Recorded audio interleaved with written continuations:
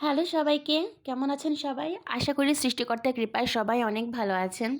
তো রমজান মাস চলছে। রমজান মাসে আসছিলাম ঢাকাতে। তো বাচ্চাদেরকে নিয়ে একটু চিড়িয়াখানায় গিয়েছিলাম আজকে ঘুরতে। তো আমার মনে হলো ছোট্ট একটি ভিডিও করে রাখি, সবার সাথে শেয়ার করলে আর নিজের পেজেও রাখলে নিজের ভালো লাগবে একসময় দেখলে। আমার আসলে চিড়িয়াখানায় অনেকবারই যাওয়া হয়েছে। কিন্তু কোনোবারই আমি চিড়িয়াখানা পুরোপুরি ঘুরতে পারি নাই। মানে একদিক ঘুরলে আরেক দিকে আর যাওয়া হয় নাই। এত বড় চিড়িয়াখানা সবকিছু একসাথে দেখাও পসিবল হয় নাই। তো এবার যখন গিয়েছি, এবার ট্যুরটা আসলে দিনটাও ভালো ছিল। এত গরমও ছিল না, ঠান্ডাও ছিল না, এভারেজ ছিল। সব মিলে আমাদের এবারের চিড়িয়াখানার যাত্রাটা খুবই মজার ছিল। আসলে চিড়িয়াখানা তো বাচ্চাদের জন্য যাওয়া হয়। আর তাছাড়াও বড়দের আমার মনে হয় যে বড়দেরও অনেক কিছু দেখার আছে। কারণ হচ্ছে অনেক, অনেক প্রাণী, অনেক, অনেক পাখি আছে যেগুলো আমরা আগে কখনো দেখি নাই। চিড়িয়াখানাতে গেলে দেখা যায় যে এত প্রজাতির প্রাণী আমাদের দেশে আছে।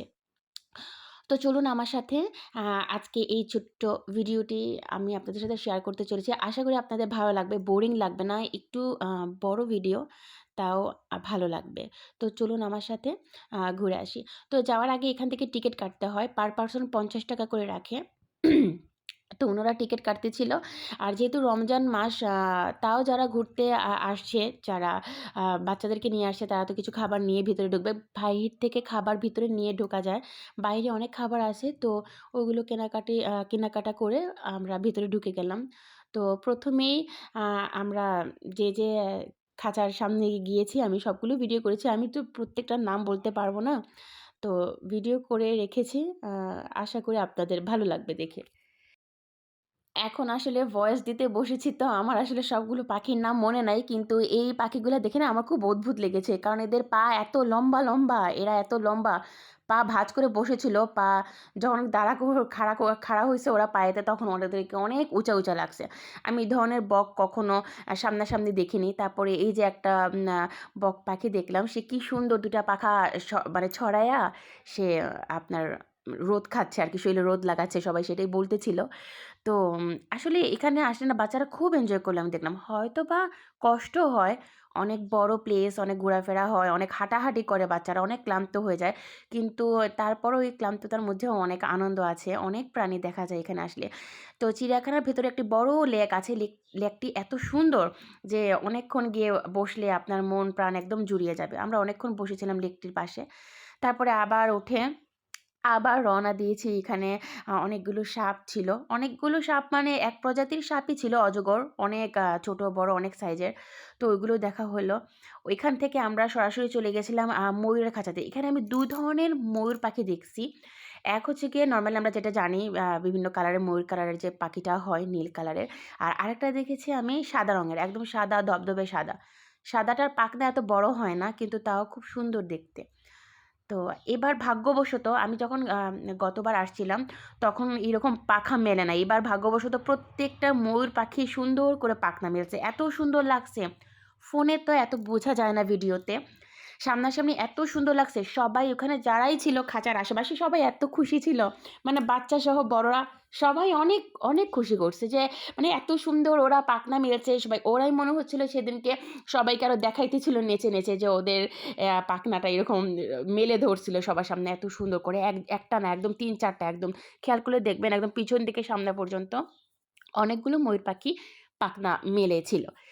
তো আমরা না অনেক সময় ছিলাম। ময়ূরের খাঁচার সামনে অনেক সময় ছিলাম। কারণ ওরা এত সুন্দর করে নেচে, নেচে দেখাইতেছিল সবাইকে।